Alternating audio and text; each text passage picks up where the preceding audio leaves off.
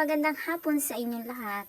So, ayan na nga, pinahiwa ko kay TJ yung upo dahil masama ang aking pakiramdam. Pero syempre, nakaantabay pa rin tayo para sa kanyang tamang gagawin.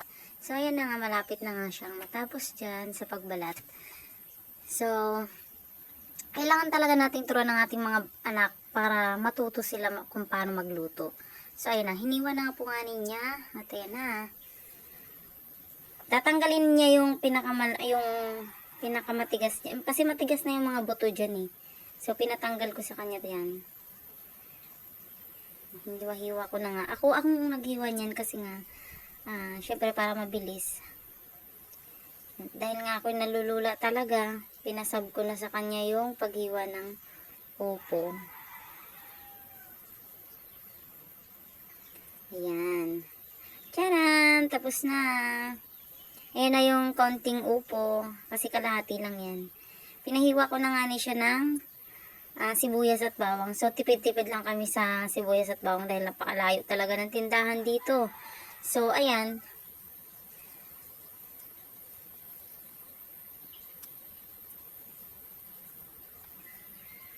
Dapat natin turuan yung mga anak natin ng pagluto para hindi naman habang buhay sila iaasa sa atin.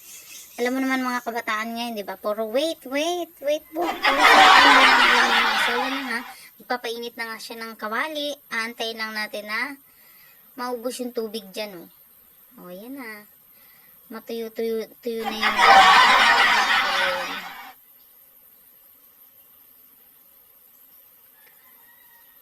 So, magigisa na nga siya dyan ng sibuyas at bawang para sa upo. Let's go. Antayin lang natin na maging golden brown ang sibuyas at bawang.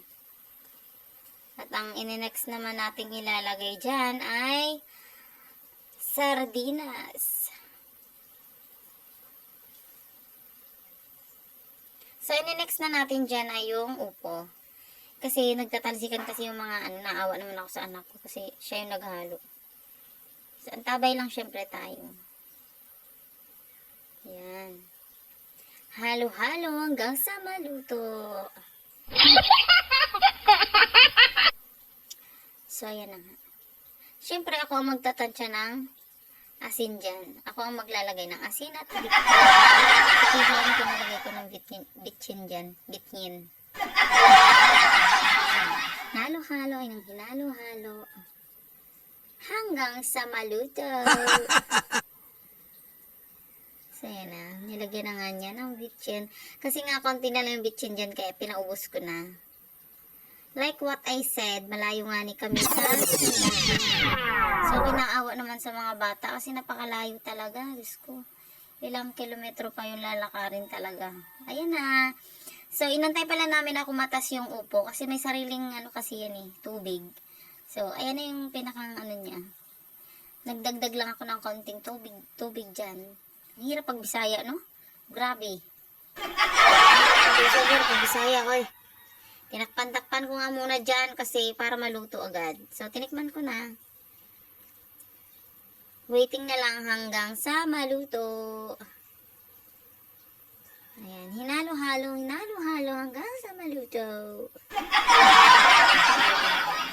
Eh, tcharan! Sinilip ko nga ulit kung luto na ba siya.